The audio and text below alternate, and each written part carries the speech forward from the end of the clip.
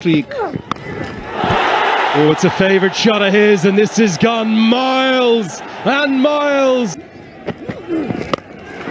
Oh, what a way to go to 50. Bangla wash করে কি চাকরি থাকবে? এশিয়া কাপে ভয়ানক ব্যর্থতার পর অনেকেই ভাবছিল এই দলটার কি ভবিষ্যৎ আছে, কিন্তু আফগানিস্তানের বিপক্ষে সেই বাংলাদেশই যেন নতুন রূপে ফিরে এলো। চলুন জেনে আসি বিস্তারিত। এমন কিছু যে হবে তা যদিও অনুমান করা গিয়েছিল প্রথম ইনিংস শেষেই, কারণ সিরিজের আগের দুই ম্যাচে বাংলাদেশ জিতেছিল 152 রান আর 148 রান তাড়া করে, আর গতকাল একই ভেন্যুতে আফগানিস্তান দিতে পেরেছিল মাত্র 144 রানের লক্ষ্য। কিন্তু আশ্চর্যের বিষয় হলো, যেখানে আগের দুই ম্যাচে আফগানরা ভয় ধরিয়ে দিয়েছিল, সেখানে এবার তারা পুরোপুরি নিরস্ত্র। শুরু থেকেই বাংলাদেশ দেখিয়েছে নিয়ন্ত্রিত আগ্রাসন। তানজিদ হাসান আর সাইফ হাসানের ব্যাট যেন ছিল তরবারি। যদিও শুরুটা কিছুটা ধীর ছিল, মুজিবুর রহমানের প্রথম ওভারটাই ছিল মেডেন। পারভেজ হোসেন 16 বলে 14 রান করে আউট হন আজমতুল্লাহ ওমরজাইয়ের বলে, রশিদের হাতে ক্যাচ তুলে। তবে এরপর বাংলাদেশের গতি আর কেউ থামাতে পারেনি। পাওয়ার প্লের 6 ওভারে 47 রান তুলে ফেলেছিল টাইগাররা। সাইফ তানজিদের 33 বলে 57 রানের ঝড়ো জুটি পুরো ম্যাচের মুডটাই পাল্টে দেয়। তানজিদ 33 বলে 33 রান করে ফেরার পরও বাংলাদেশ ছিল ট্র্যাকে।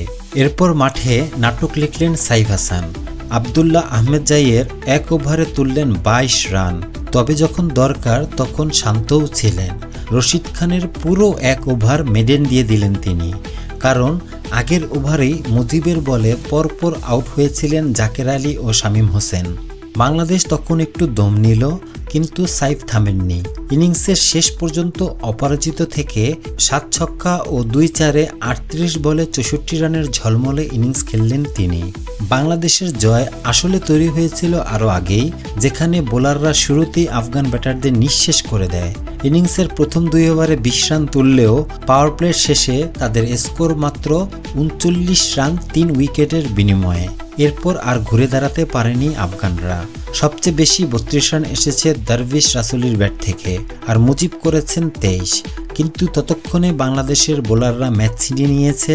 সাইফুদ্দিন 3 উইকেট, তানজিদ হাসান ও নাসুম আহমেদের 2টি করে উইকেট আফগানদের গুড়িয়ে দেয়। শেষ পর্যন্ত বাংলাদেশ 3-0 ব্যবধানে সিরিজ জিতে নিল, একদম বাংলা ওয়াশ করে। টি-20-র ইতিহাসে এটি বাংলাদেশের 4র্থ বাংলা ওয়াশ। আগে এমনটা হয়েছিল আয়ারল্যান্ড, ইংল্যান্ড আর ওয়েস্ট ইন্ডিজের বিপক্ষে, আর এবার সেই তালিকায় যোগ হলো আফগানিস্তানের নাম। এশিয়া কাপের ব্যর্থতার পর এই জয় শুধু একটা সিরিজ জয় নয়, এ যেন আত্মবিশ্বাসে ফিরে পাওয়ার গল্প। বাংলাদেশ দেখিয়ে দিল, যদি মনোযোগ থাকে দলটা এখনও পারে জিততে। তবে প্রশ্ন থেকে যায়, এই বাংলা ওয়াশ এরপরও কি দলের কিছু সদস্যের চাকরি বাঁচাবে, নাকি এটাই ছিল নিজেদের প্রমাণের শেষ সুযোগ? অবশ্যই কমেন্টে জানিয়ে যাবেন। Mohammad Shahjalal, trending news, Dhaka.